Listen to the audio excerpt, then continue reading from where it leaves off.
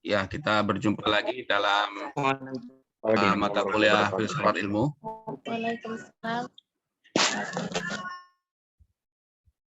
Nah, pada kesempatan kali ini kita akan membahas tentang berbagai macam ilmu pengetahuan ya, atau berbagai macam pengetahuan manusia.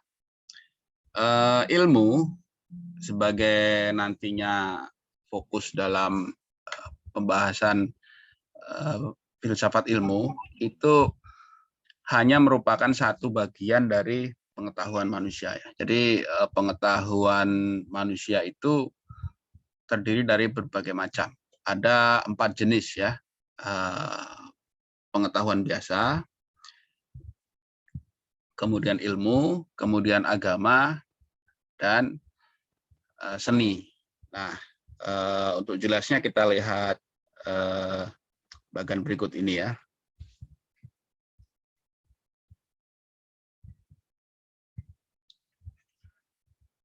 Oke, jadi sudah kelihatan ini ya. Jadi di sini ada 4 jenis pengetahuan manusia, yaitu sekali lagi pengetahuan biasa, kemudian ilmu, agama, dan seni. Nah, pengetahuan biasa itu ya segala sesuatu yang bisa kita ketahui ya. Apapun yang kita ketahui ya itu namanya pengetahuan. Misalnya kita jalan-jalan ke suatu tempat, kemudian kita mengetahui tempat itu ketika kita ditanya oleh seseorang, sudah tahu tempat itu? Ya sudah, karena kita sudah pernah pergi ke sana ya. Atau juga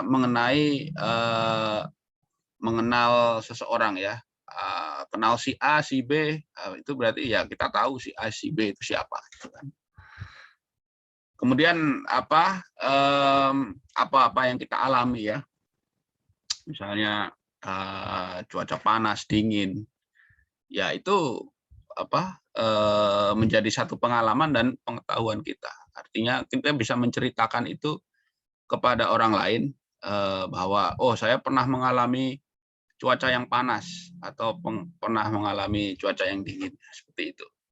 Ya pengetahuan biasa itu setiap orang pasti mempunyai ya.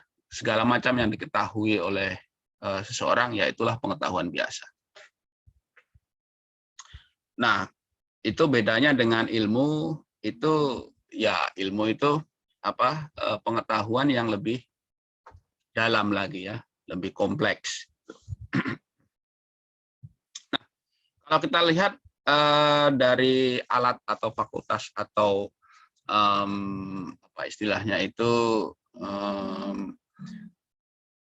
perangkat ya untuk memperoleh pengetahuan itu, pengetahuan biasa itu hanya kita peroleh dari indera kita ya. Jadi panca indera manusia ada 5 ya. Mata, hidung, telinga, kemudian indera pengecap atau mulut, lidah, dan peraba kulit ya. Jadi segala macam yang diindera oleh manusia itu menjadi pengetahuan. Apa yang kita lihat, apa yang kita dengar, apa yang kita rasakan dengan tubuh kita ini, apa yang kita cecap ya, mungkin rasa manis, asam, asin, ya itu menjadi pengetahuan gitu ya. Misalnya saya lihat peristiwa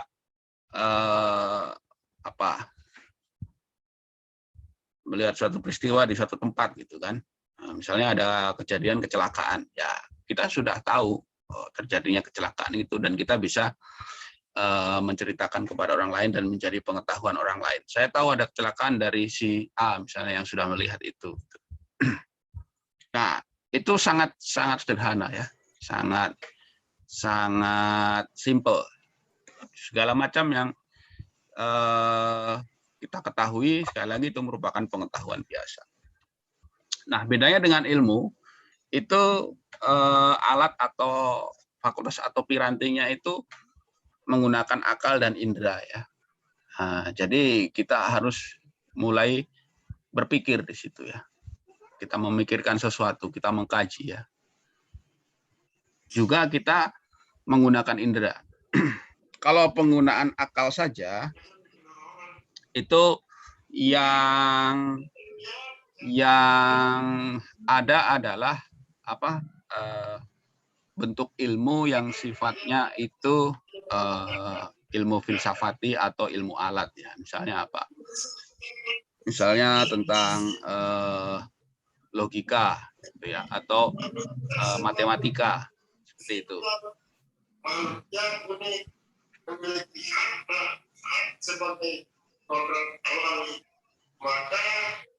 Nah,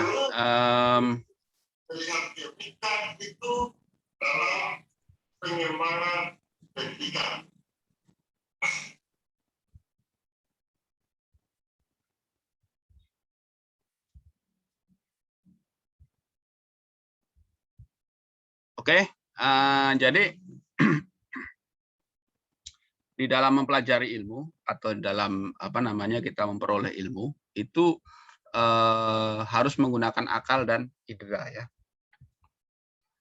Kalau akal saja itu sekali lagi bentuknya adalah ilmu-ilmu yang filsafati atau ilmu-ilmu alat. Dia akan digunakan lebih jauh untuk mempelajari ilmu yang lain ya. Misalnya apa? Kita mempelajari metafisika, suatu yang dibalik fisika. Ya, di situ kita mengolah olah pikiran murni. Demikian juga dengan logika ya.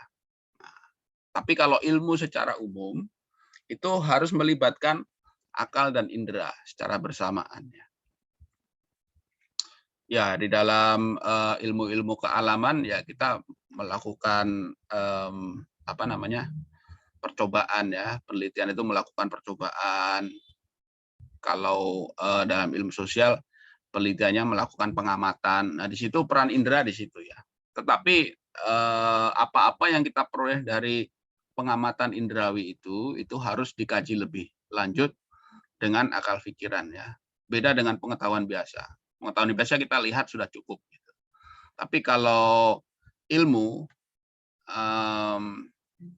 apa yang kita lihat, apa yang kita dengar itu harus lebih jauh dikaji menggunakan akal budi ya. Jadi tidak cukup kita hanya melihat, hanya mendengar, tapi kita harus mengkaji lebih jauh. Tanpa kajian itu, tanpa peran akal, itu tidak akan menjadi ilmu. Dia hanya menjadi pengetahuan biasa ya. Nah, selanjutnya adalah agama. Agama itu alatnya atau pirantinya itu adalah iman atau keyakinan. Nah, di sini bukan tidak atau bukan mengesampingkan peran akal atau indera, tetapi yang menjadi alat utama yang pokok itu adalah iman atau keyakinan ya. Kita yakin kepada Tuhan itu tidak bisa diindera dan tidak bisa dipikirkan ya. Tuhan itu ada di mana, kemudian bentuknya seperti apa, kita pikirkan itu tidak bisa ya. Akal tidak bisa menjangkau, apalagi indera ya, tidak bisa dilihat, tidak bisa didengar. Tapi kita yakin Tuhan itu ada. Kenapa? Ya karena alatnya berbeda ya. Alatnya menggunakan iman atau keyakinan. Jadi orang beragama itu yang dikedepankan adalah iman dulu ya, baru akal atau indera itu berada di bawahnya, seperti itu. Nah, sementara seni itu alatnya adalah intuisi. Intuisi itu juga berbeda dengan akal ya, berbeda juga dengan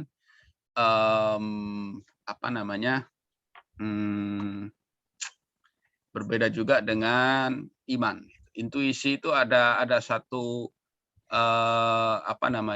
ada satu alat atau satu piranti di dalam manusia ini yang dia itu bisa mencerap keindahan dan menciptakan segala sesuatu yang indah ya. Makanya seni itu berkaitan dengan keindahan ya. Jadi kita bisa menciptakan atau bisa menikmati musik misalnya ya, atau bisa menikmati lukisan yang indah, atau menikmati seni pertunjukan tertentu, gitu, seperti itu. Nah, di situ apa namanya, semua manusia itu punya potensi itu ya. Nah, ketika kita apa namanya menikmati atau berkecimpung di bidang seni, maka yang menjadi apa namanya alat utama itu adalah intuisi ya. Ya ada yang apa namanya ada yang menganalogikan atau menyamakan intuisi itu dengan bakat ya. Yang mungkin benar ya, tapi intuisi itu jauh lebih apa namanya? Jauh lebih dalam dari sekedar bakat. Bakat itu kan potensi ya. Nah, intuisi ini satu apa namanya? Satu.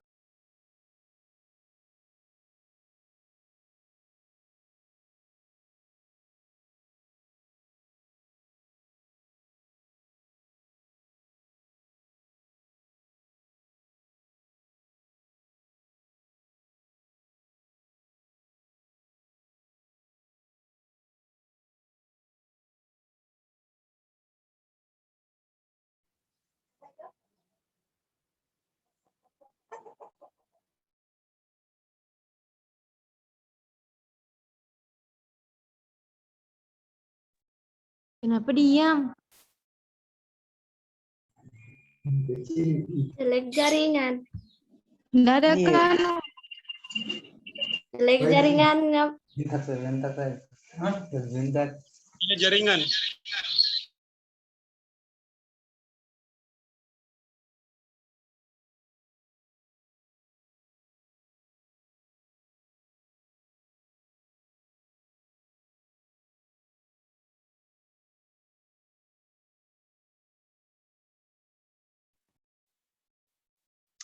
Oke ya, kita lanjutkan. Jadi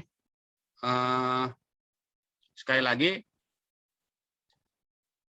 pengetahuan biasa itu sementara ketika kita memfungsikan indera itu kita sudah bisa mendapatkan ya. Ya kita bisa melihat, mendengar, merasakan sesuatu ya kita sudah bisa mendapat pengetahuan.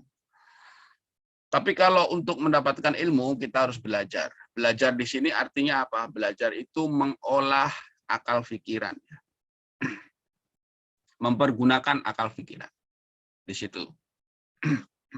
Jadi tidak hanya sekedar kita melihat, mendengar, atau merasakan sesuatu, tapi kita juga harus mempelajarinya dalam arti mengkajinya secara lebih dalam menggunakan akal pikiran kita. Nah, sementara untuk agama itu jalannya adalah beribadah ya. Ya, untuk mempertebal keyakinan, meningkatkan keimanan, ya berarti harus memperbanyak ibadah kan seperti itu.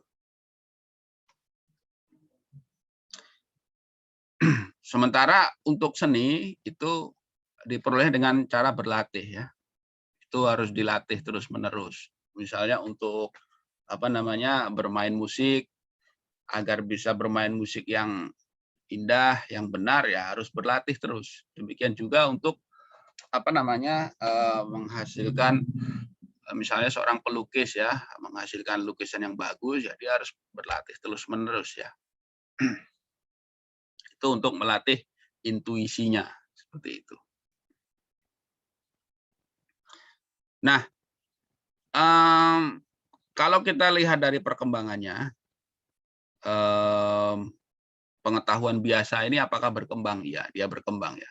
Artinya pengetahuan itu dulu yang diketahui dengan sekarang yang diketahui itu bisa jadi lebih banyak atau lebih kompleks ya, lebih kompleks gitu.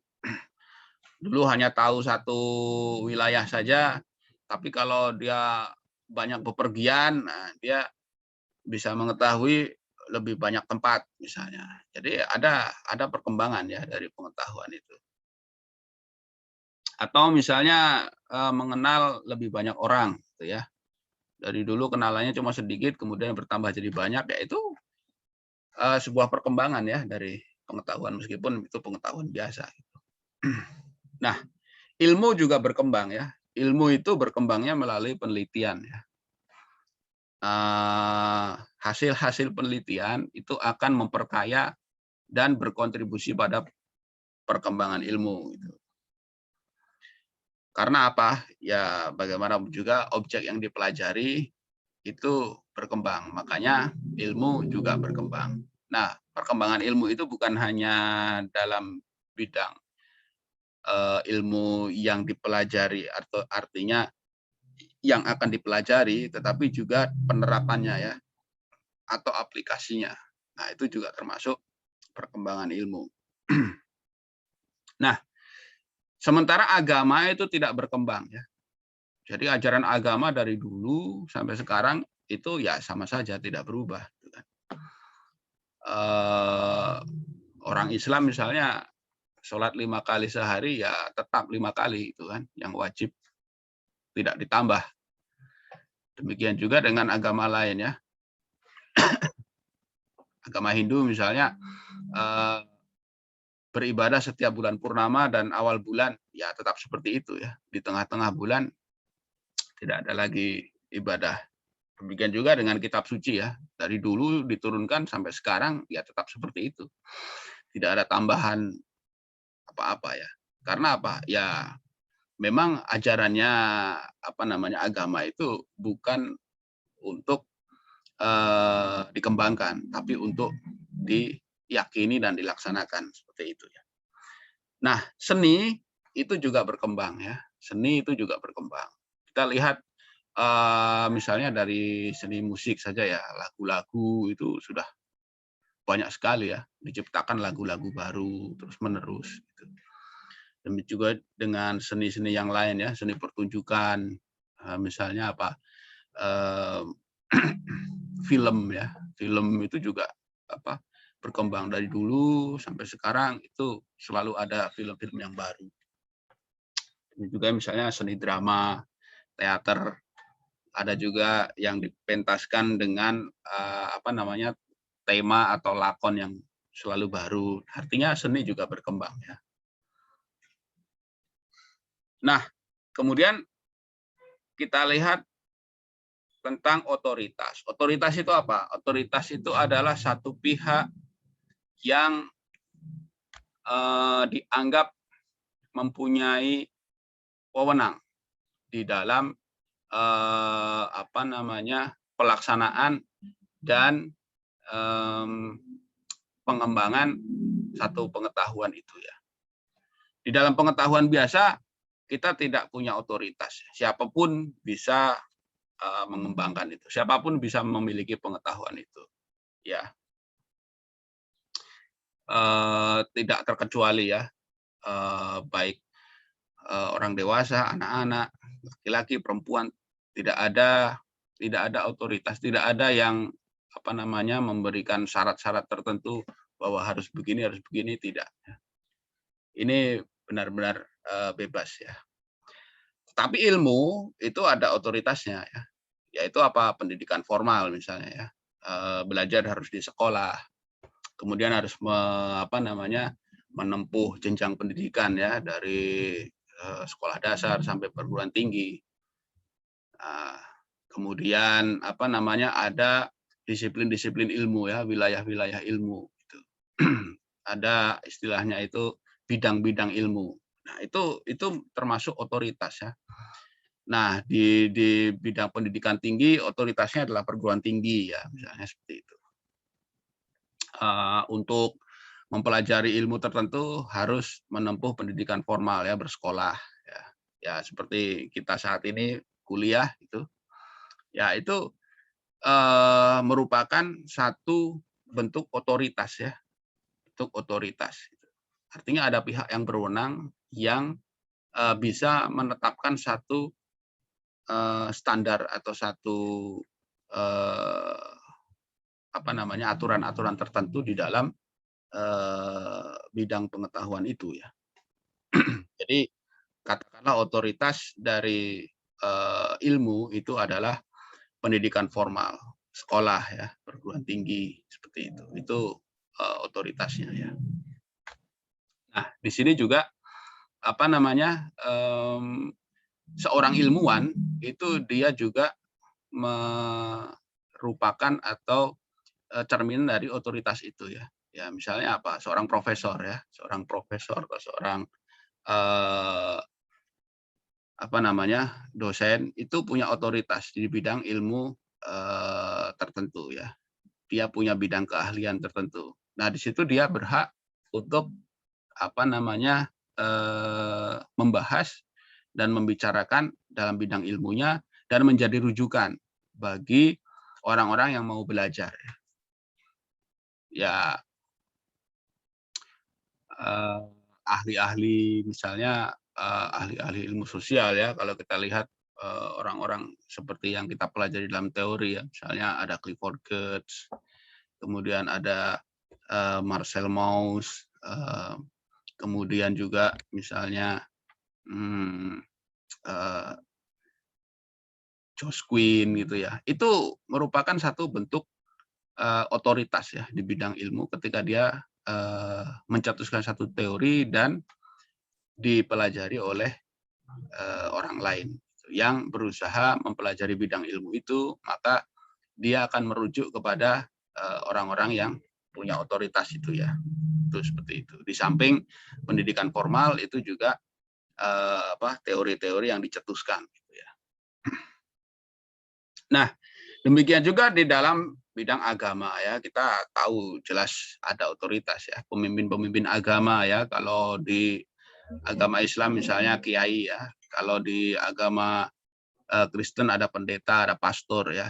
Nah, di situ ada otoritas. Demikian juga dengan institusinya ya, misalnya di agama Kristen gereja ya, gereja itu satu otoritas keagamaan. Demikian juga di agama Islam misalnya ada lembaga-lembaga apa namanya, lembaga-lembaga yang punya otoritas, misalnya apa, MUI, Majelis Ulama Indonesia. Kemudian juga ormas-ormas seperti NU, Muhammadiyah, itu merupakan satu bentuk otoritas keagamaan. Artinya ketika kita melakukan peribadatan, kita harus punya rujukan. Rujukannya siapa? Ya itu tadi. Kalau di Islam ya harus merujuk pada kiai, merujuk pada guru agama. Gitu kan. Kalau di Kristen ya harus merujuk pada pendeta. Demikian juga di apa namanya di Hindu ya ada istilah pandita misalnya. Kalau di Buddha biksu ya itu merupakan satu bentuk otoritas. Gitu. Ada pihak-pihak yang berwenang. Di bidang seni juga seperti itu. Seniman-seniman yang punya nama-nama besar, karya-karyanya banyak dipelajari dan dijadikan rujukan ya, misalnya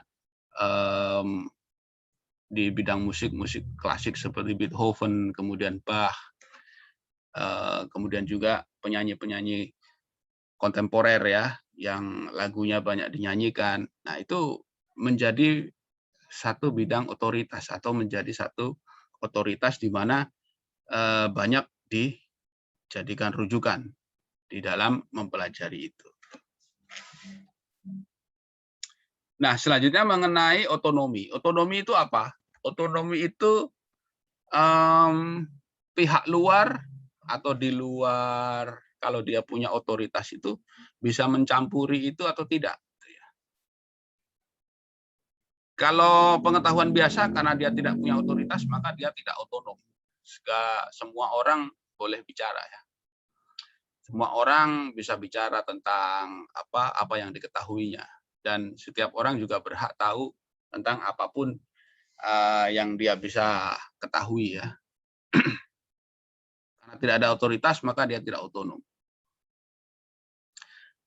Sementara ilmu itu otonom. Dalam arti apa? Pihak-pihak di luar otoritasnya itu tidak bisa mencampuri perkembangan ilmu atau apa yang terjadi di dalam proses pembelajaran ilmu. Misalnya apa? Misalnya ya seorang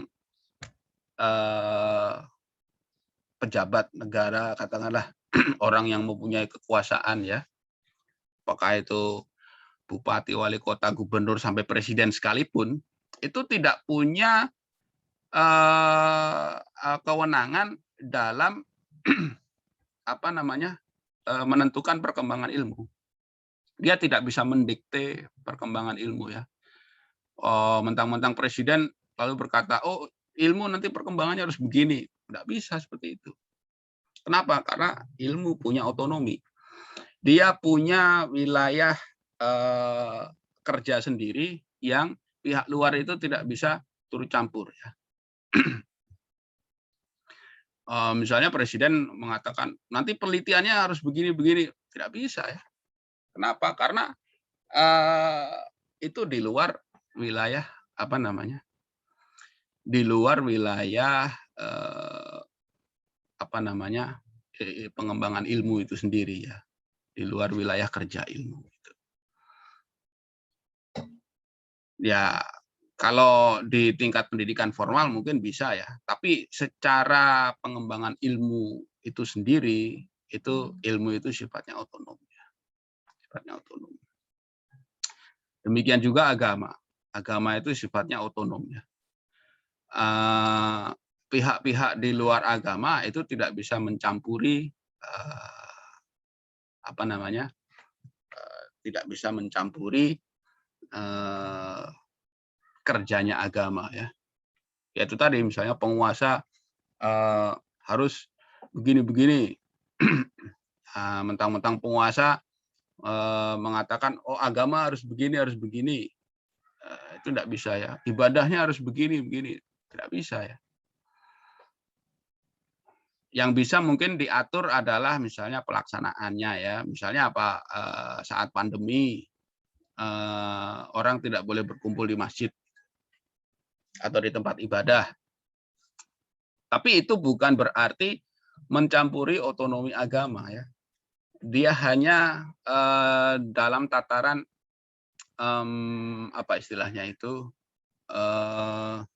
mengatur pelaksanaannya saja. Orang yang beragama masih tetap boleh melaksanakan ajaran agamanya, tetapi yang dilarang adalah berkumpul misalnya selama pandemi. Jadi tidak berkumpul di tempat ibadah. Ibadah dilaksanakan di rumah masing-masing misalnya. Tapi itu bukan berarti sekali lagi pemerintah atau penguasa itu mencampuri wilayah agama, tidak, hanya mengatur pelaksanaannya saja karena ada keadaan-keadaan darurat ya, misalnya pandemi seperti itu. Nah, bagaimana dengan seni? Seni itu ternyata dia tidak otonom. Dalam arti apa? Dia bisa dicampuri oleh pihak di luar seni ya. Misalnya apa? Misalnya penguasa atau orang yang mau berkuasa saat kampanye minta dibikinkan lagu oleh seniman, itu bisa ya. Kemudian minta dibikinkan patung misalnya. Wah, saya ini orang yang penting ini, minta dibikinkan patung. Nah, seni rupanya itu membikin patung si orang tersebut ya, itu bisa. Artinya dia tidak otonom ya. Dia bisa dicampuri oleh kepentingan-kepentingan di luar itu. Meskipun ada banyak juga seniman yang tidak ingin dicampuri, tetapi itu kembali kepada seniman masing-masing ya. Dalam arti secara umum sebenarnya seni itu sendiri itu bisa dicampuri atau tidak otonom. Tidak otonom. Bahkan seni bisa juga dicampuri oleh agama, misalnya apa? Lagu-lagu yang bermuatan dakwah ya misalnya. Nah, itu seni sudah dimasuki oleh agama gitu. Kenapa? Karena seni ini kan sesuatu yang indah ya. Kalau indah itu kan disukai orang. Gitu. Jadi menyampaikan ajaran agama melalui seni itu dianggap dia akan lebih mudah diterima, misalnya seperti itu. Jadi seni ini sekali lagi tidak otonom ya. Tapi beda jika dibalik ya, agama tidak bisa dicampuri oleh seni gitu kan. Misalnya apa? Ya misalnya tata cara membaca kitab suci ya, membaca Al-Qur'an atau membaca apa namanya kitab yang lain seperti kalau Hindu Weda itu tidak bisa lagu-lagu atau musik-musik itu dimasukkan ke situ karena itu ada tata caranya sendiri ya. Ya baik, jadi intinya ini adalah jenis-jenis pengetahuan manusia. Sekali lagi ilmu itu hanya merupakan satu bentuk pengetahuan manusia. Ada 4 macam pengetahuan manusia. Nah, kita di perguruan tinggi ini ya, itu yang kita pelajari adalah ilmu. Sementara ada juga bentuk institusi lain, perguruan tinggi yang lain yang dia berfokus pada bidang pengetahuan yang lain, yaitu agama dan seni ya. Perguruan tinggi keagamaan itu mempelajari agama. Kemudian perguruan tinggi seni dia mempelajari seni. Misalnya ada perguruan tinggi Institut Seni Indonesia misalnya ya. Institut Seni Indonesia itu bersebar di berbagai macam daerah. Sayangnya di Sulawesi Tenggara ini tidak ada ya. Kalau perguruan tinggi keagamaan ada ya, ada IAIN. Tapi perguruan tinggi agama yang lain tidak ada karena memang mayoritasnya Muslim ya. Nah di situ dipelajari agama. Nah kampus Universitas Haluoleo ini dia mempelajari ilmu. Ilmu dalam arti sains ya. Kalau dalam bahasa Inggris ilmu ini disebut sains. Jadi sekali lagi itu bentuk dari pengetahuan-pengetahuan manusia. Ilmu itu adalah hanya salah satu bentuk saja dari pengetahuan manusia. Ya baik, mungkin ini materi hari ini cukup seperti ini ya. Nanti untuk minggu depan itu kita akan membahas ciri-ciri ilmu ya. Apa ciri-cirinya yang membedakan dengan bentuk pengetahuan yang lain. Oke, silakan kalau ada pertanyaan atau komentar bisa ditanyakan langsung atau bisa juga diketik lewat chat ya. Sambil saya siapkan absennya ya.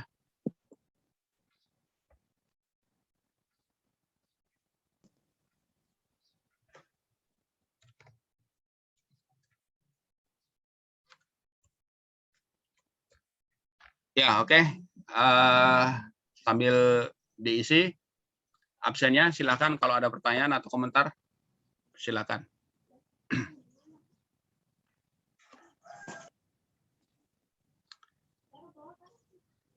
Wah, ini apa? Saya Pak mau bertanya.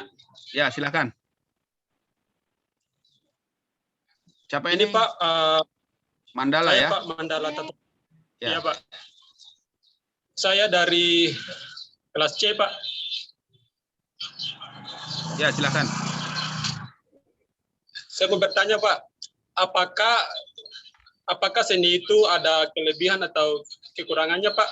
Kalau ada, Pak bisa sebutkan begitu Pak, atau dijelaskan mengenai kelebihan.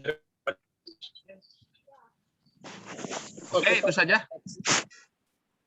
Iya Pak. Oke ya, jadi kita tidak membahas tentang kelebihan dan kekurangan. Kita hanya membahas perbedaan, itu ya. Kita membahas perbedaan, bedanya itu dari mana? Dari alat atau piranti yang ada di dalam tubuh manusia ini, sehingga dia menghasilkan berbagai macam ilmu. Kita tidak mengatakan bahwa seni itu lebih unggul dari ilmu misalnya atau lebih unggul dari agama, itu tidak ya. Semuanya ya sama saja. Artinya tidak ada yang lebih unggul, tidak ada yang lebih posisinya lebih rendah ya. Ya semuanya sama, karena semuanya itu bentuk pengetahuan gitu. Hanya saja bagaimana cara memperolehnya dan bagaimana dia itu dihasilkan dari alat-alat atau piranti atau fakultas yang berbeda dari manusia ini ya. Nah, kalau kita bicara keunggulan ya tidak mungkin ya. Apakah seniman itu lebih unggul dari tokoh agama? Ya tidak ya. Apakah ilmuwan itu lebih unggul dari seniman? Ya tidak. Kenapa? Karena apa namanya wilayahnya beda-beda ya. Wilayahnya beda. Kita hanya bicara tentang perbedaan wilayah. Bukan bicara tentang kelebihan kekurangan ya. Seperti itu ya. Oke. Yang lain silakan. Meli, Pak. Ya, silakan. Dari kelas C saya ingin bertanya, Ya. kan di sini perubahan agama itu iman dan keyakinan. Halo, Tapi siapa? Ya, sebentar satu-satu ya. Ya, Meli dulu. kan di sini perubahan itu yang pada agama kan ada iman dan keyakinan. Tapi Pak, bagaimana kalau yang beragama ateis, apakah dia punya iman dan keyakinan, sedangkan dia tidak mempunyai Tuhan? Ya, oke. Jadi keimanannya apa namanya atau keyakinannya orang ateis itu ya ketidakyakinannya itu ya. Saya yakin bahwa Tuhan tidak ada itu. Itulah keimanannya ateis ya. Saya punya keyakinan bahwa Tuhan itu tidak ada, oleh karena itu ya tidak perlu kita menyembah, tidak perlu kita beribadah. Tapi dia juga punya keyakinan. Keyakinannya apa? Keyakinannya ya bahwa dia yakin Tuhan itu tidak ada. Sehingga tidak perlu melakukan ibadah. Tapi sekali lagi keyakinan itu ada di dalam setiap manusia. Ya seperti juga dia punya apa namanya, punya akal, punya intuisi, dia juga punya keyakinan. Nah, tapi artikulasi keyakinannya adalah dia yakin bahwa Tuhan tidak ada dan tidak perlu beribadah. Karena untuk apa? Saya yakin bahwa Tuhan tidak ada. Tapi bukan berarti dia tidak punya keyakinan. Dia juga punya keyakinan, gitu ya. Oke, silakan yang lain. Ya. Saya Pak. Ya. Perkenalkan, nama saya Muhammad Amar dari kelas antropologi kelas C. Saya ingin bertanya, seperti yang saya ketahui, filsafat terbagi menjadi dua kata, yaitu philo dan suci. Philo artinya cinta, artinya bijaksana. Jadi filsafat artinya cinta akan kebijaksanaan. Pertanyaannya, berapa jumlah filsafat? Ya, maksudnya jumlah itu bagaimana? Mungkin jenis-jenisnya atau ciri-cirinya? Atau apanya ini? Kan ada filsafat Islam, ada filsafat. Ya, sudah itu apa jenis-jenisnya yang kita pertanyakan tadi. Sudah Jadi itu agama, bukan itu kan? Jadi berapa jenis-jenisnya? Oke ya. Kita tidak bisa mendefinisikan apa namanya jenis-jenis filsafat ya. Kadang filsafat itu dikategorikan hanya berdasarkan filosofnya ya. Misalnya apa? Filsafat Islam. Nah, kebetulan itu filosofnya atau pemikirnya itu orang-orang Islam itu dan memikirkan tentang Islam. Kemudian ada juga yang disebut dengan filsafat Barat, ya karena orang-orangnya dari orang-orang Barat ya, orang Eropa atau Amerika. Kemudian ada filsafat timur ya. Filsafat timur itu pemikir dari Cina, Jepang, India, termasuk juga di negara-negara Asia Tenggara. Sebutan itu hanya berdasarkan wilayah asal dari si pemikir itu, si filosof itu ya. Itu kategori yang sangat umum ya. Artinya kategori yang banyak disepakati oleh orang-orang yang mempelajari tentang filsafat ya. Tapi kalau mau mengukur jumlah kebijaksanaan ya itu tidak mungkin. Kenapa? Ya karena kebijaksanaan itu bukan sesuatu yang bisa diukur ya, bisa dihitung. Kebijaksanaan itu boleh dikatakan sangat luas ya dan sangat banyak jumlahnya ya. Dan kebijaksanaan itu bukan sesuatu yang bisa diukur itu ya. Karena apa? Tidak bisa diindera kan. Dalam bahasa Arab itu kebijaksanaan kan disebut al-hikmah ya. Al-hikmah itu kan pokoknya segala sesuatu yang bisa membuat kehidupan manusia itu menjadi lebih baik, ya itulah kebijaksanaannya. Itu banyak sekali jenisnya, banyak sekali ragamnya. Ya. Itu, jadi kita tidak bisa mengkategorikan jenis-jenis kebijaksanaan dan jumlah kebijaksanaan itu seperti apa. Tapi kategori-kategori tadi sekali lagi hanya berdasarkan asal dari si filosof itu ya. Filosof itu dikatakan sebagai filosof ketika dia kalau dalam bahasa Arab kan ahlul hikmah ya. Orang yang ahli dalam masalah-masalah kebijaksanaan baik dalam tutur katanya maupun juga perbuatannya sehingga dia menjadi teladan dan menjadi rujukan bagi orang-orang yang mempelajari itu ya. Ya diharapkan orang belajar filsafat itu kan menjadi bijaksana ya. Dengan apa? Dengan dia sudah mempelajari kebijaksanaan itu. Gitu. Jadi bukan hanya sekedar ilmu pengetahuan ya, bukan sekedar sesuatu yang dipelajari, tapi juga diterapkan sebagai sebuah kebijaksanaan. Mungkin seperti itu ya. Oke, yang lain? Saman Pak, bertanya. Pak, ya. Mau bertanya. Ya, satu-satu ya, lista dulu. Oh iya Pak. Saya ingin bertanya Pak, apakah ilmu filsafat itu sama dengan pandangan hidup? Terima kasih Pak. Oke, ya. Jadi ada yang mengkategorikan bahwa filsafat itu sama dengan pandangan hidup ya. Dalam bahasa Jermannya itu Weltanschauung ya, pandangan dunia.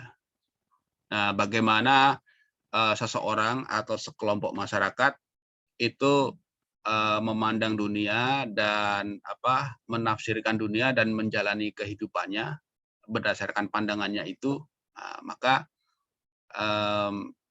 itu ada juga yang menafsirkan filsafat adalah pandangan dunia. Misalnya apa? Pancasila adalah filsafat bangsa Indonesia. Kenapa? Karena Pancasila adalah cara bagaimana bangsa Indonesia itu memandang dunia dan menjalani kehidupannya, gitu ya. Nah, itu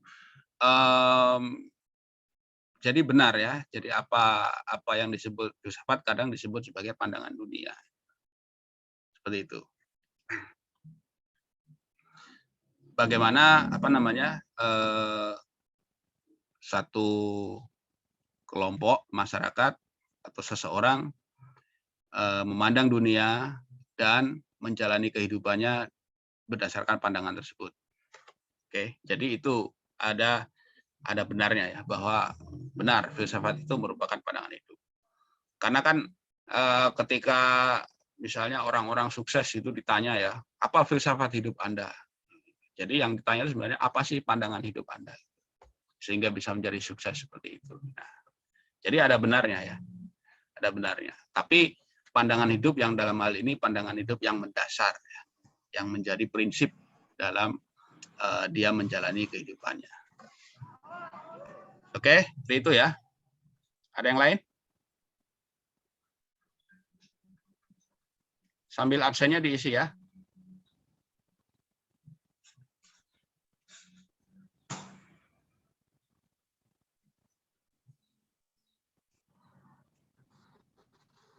Yang isi absen baru 7 orang ini. Jadi saya sampaikan lagi linknya ya. Bisa diakses tuh linknya.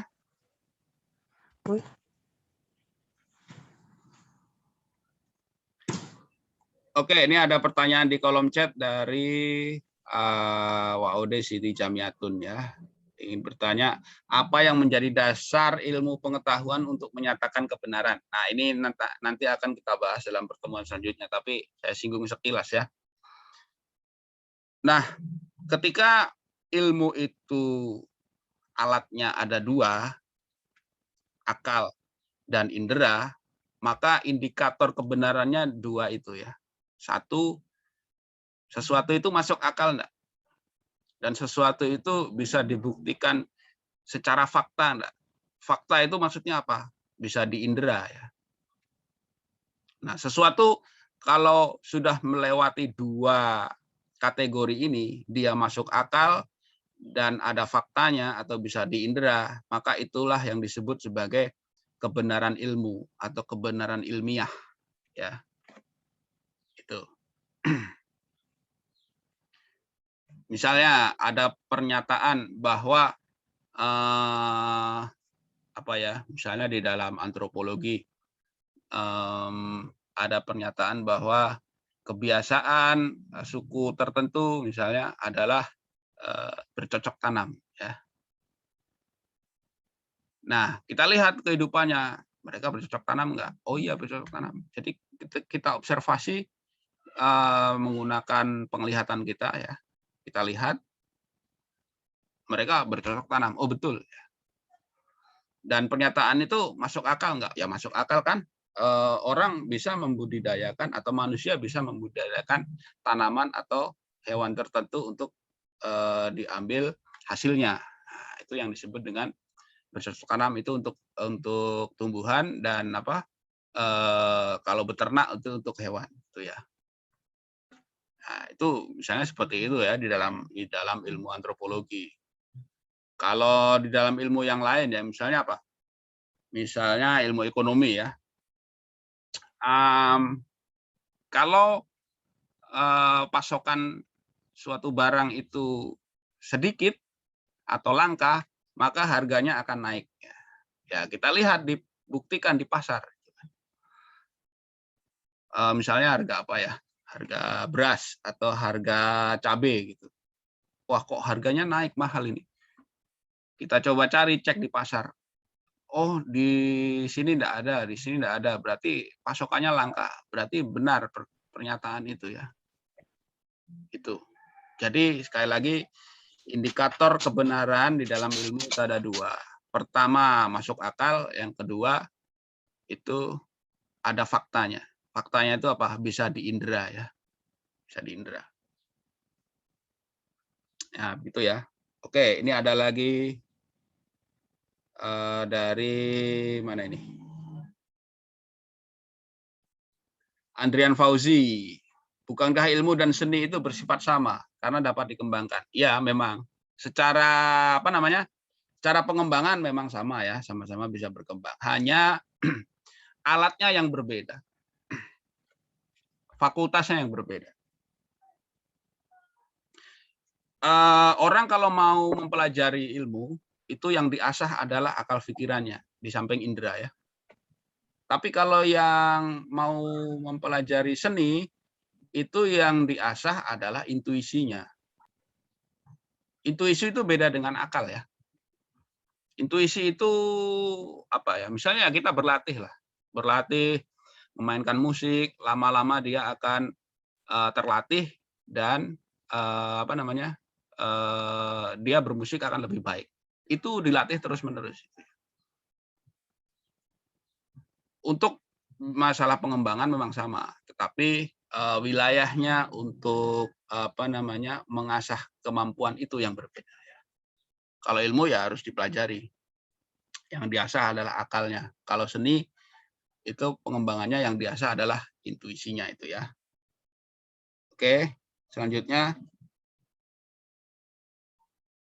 dari Aryo Steven ya, bagaimana dampak yang ditimbulkan mempelajari filsafat ilmu? Ya dampaknya kita bisa tahu apa sih hakikat ilmu ya. Sekarang kita tahu apa bedanya ilmu dengan pengetahuan yang lain.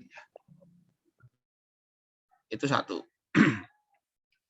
Kemudian kita bisa memposisikan sebenarnya ilmu yang kita pelajari itu ada di mana. Saya pelajari ilmu antropologi, ya. Ilmu antropologi sekali lagi mempelajari budaya. Ya, kita akan tahu kebudayaan-kebudayaan, jenis-jenis kebudayaan manusia yang beragam ini ya. Itu. Kemudian setelah kita mempelajari suatu ilmu, kita juga punya tanggung jawab ya. Bagaimana menerapkan ilmu yang kita pelajari. Nah, itu juga menjadi bahasan dalam filsafat ilmu ya. Itu. Nanti ada masalah etika, masalah landasan aksiologis ilmu. Jadi ilmu yang sudah dipelajari itu diterapkan untuk apa? Untuk bagaimana? Itu merupakan bagian dari tanggung jawab dalam mempelajari ilmu. Jadi kita ketika sudah mempunyai ilmu ya, mempelajari ilmu sudah punya ilmu ya kita punya tanggung jawab gitu kan. Itu. Dan di situ fungsinya filsafat ilmu itu dia berusaha untuk memberikan pengertian-pengertian ya, termasuk sekali lagi tanggung jawab orang-orang yang sudah mempelajari ilmu gitu ya. Oke, selanjutnya mengapa ilmu pengetahuan tidak dapat dipisahkan dengan filsafat? Ya, filsafat ini ada yang mengatakan sebagai induk ilmu pengetahuan. Jadi ilmu itu lahirnya dari filsafat. Ilmu itu lahir dari rahim filsafat. Filsafat itu sekali lagi adalah yang pertama kali mencetuskan pendayagunaan akal pikiran. Nah, setelah manusia mendayagunakan akal pikirannya harus didukung dengan indera juga ya, gitu. Maka ilmu itu lahirnya adalah dari filsafat. Dari apa? Dari olah akal budi. Olah akal budi manusia. Gitu. Kemudian ditambah dengan penggunaan panca indera, gitu ya.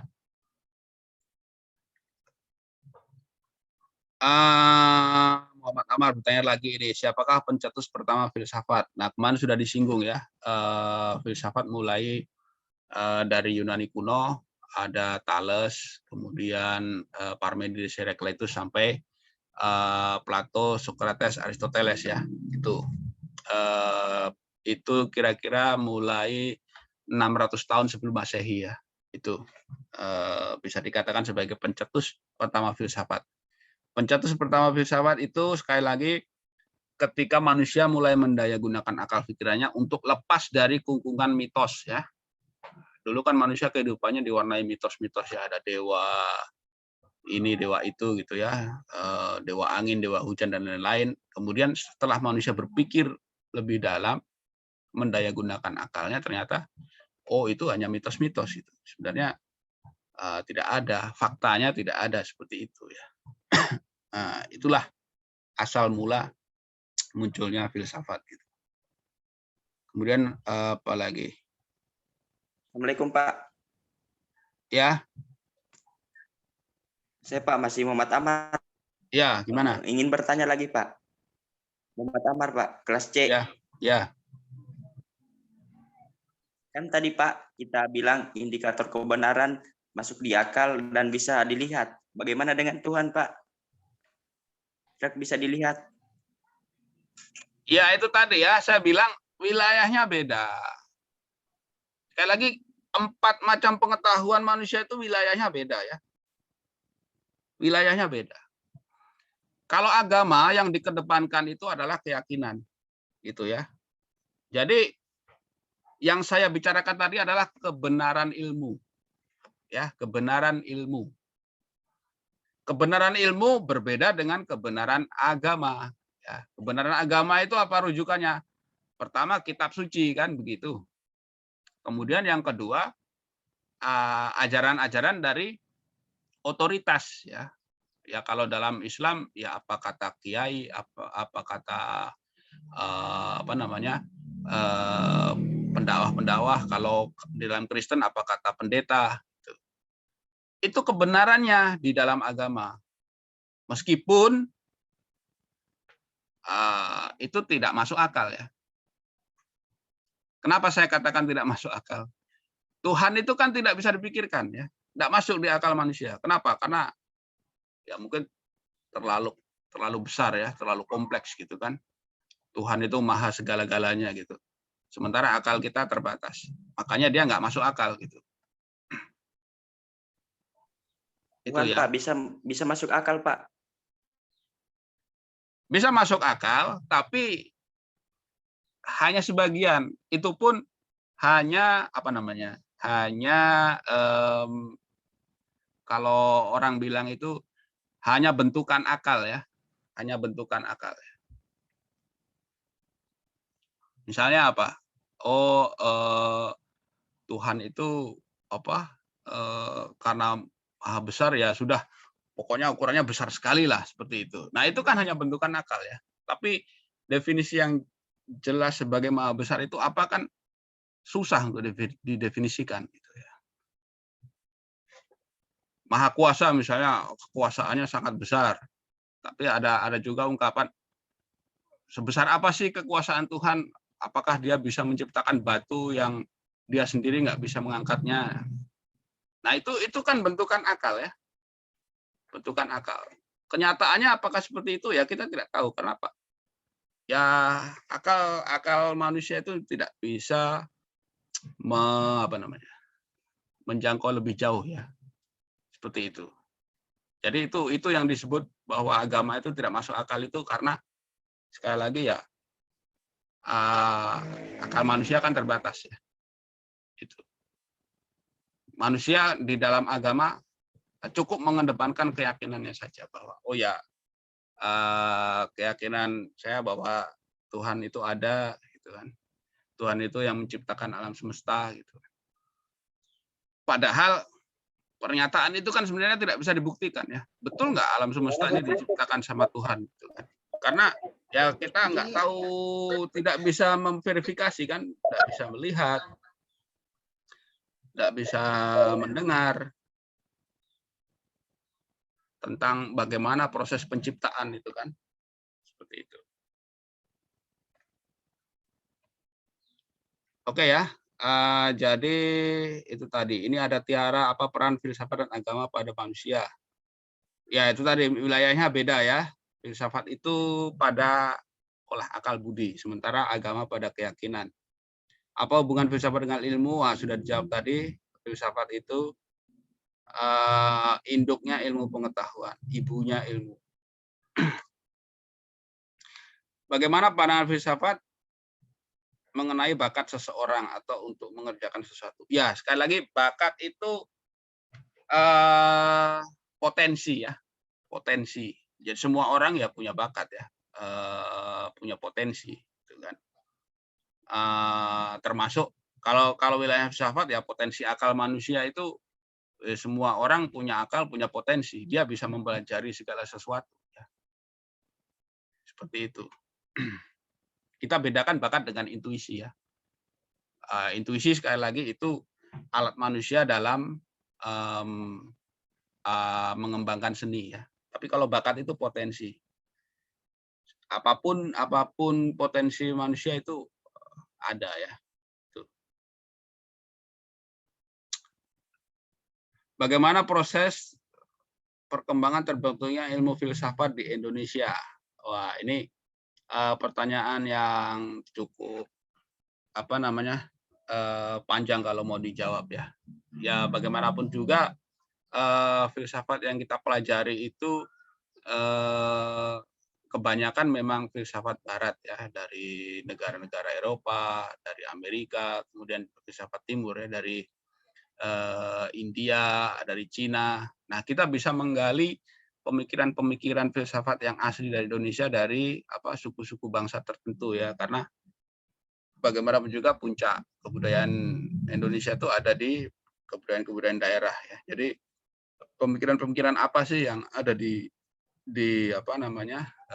daerah-daerah itu, disitulah sebenarnya filsafat Indonesia atau filsafat Nusantara itu dia berkembang ya, seperti itu.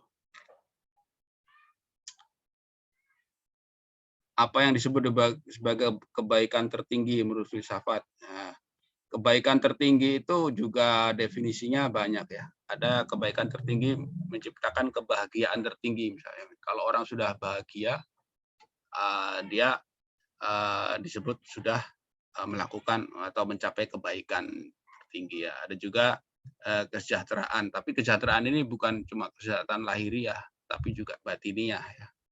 Itu.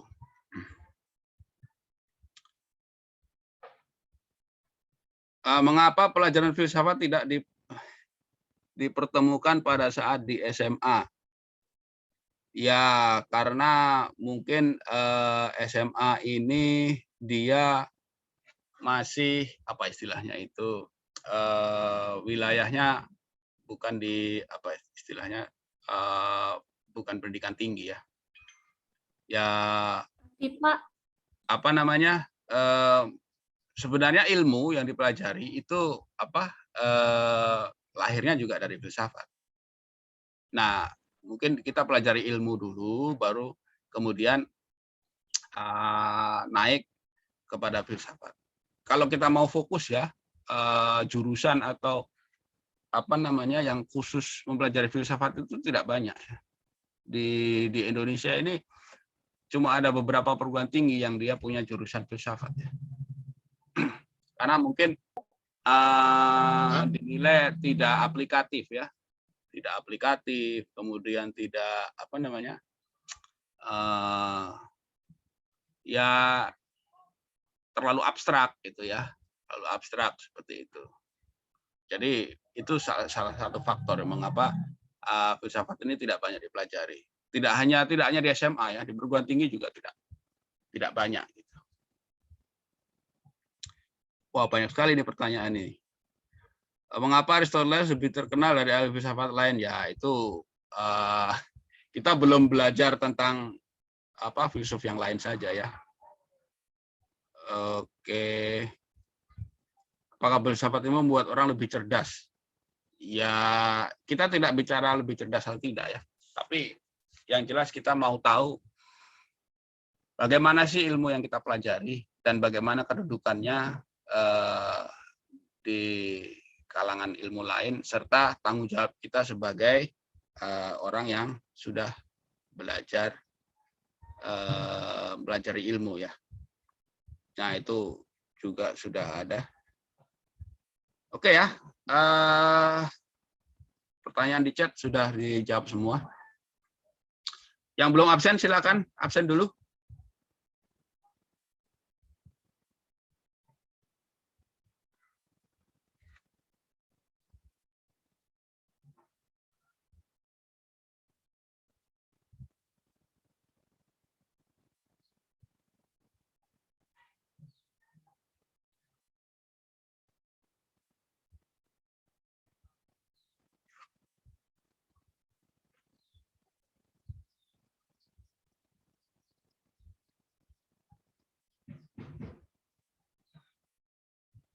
Ada lagi mengapa filsafat memberikan pencerahan dalam berpikir. Ya karena sebelumnya manusia itu tidak mendayagunakan akal pikirannya ya secara maksimal. Dia masih berkutat pada mitos-mitos. Mitos-mitos itu kan nggak ada faktanya, itu ya. Filsafat itu kan berusaha membongkar mitos itu dari pendayagunaan akal dan juga rujukan indera, itu ya. Apa dampak negatif dan dampak positif mempelajari ilmu filsafat? Dampak negatifnya apa kalau belajar itu, coba? Ya, Tidak ada negatifnya, Pak. Membosankan. kecuali kita mau Itu tidak sombong punya ya. dampak positif. Kecuali belajar Dampak ilmu negatifnya hitam. itu sombong itu loh. Jadi, wah mentang-mentang kita sudah tahu baru sombong. Itu ada banyak yang begitu ya. Ya itu ya harus dihindari ya. Tapi kalau apa namanya, dampak negatif yang secara ini ya tidak ada ya.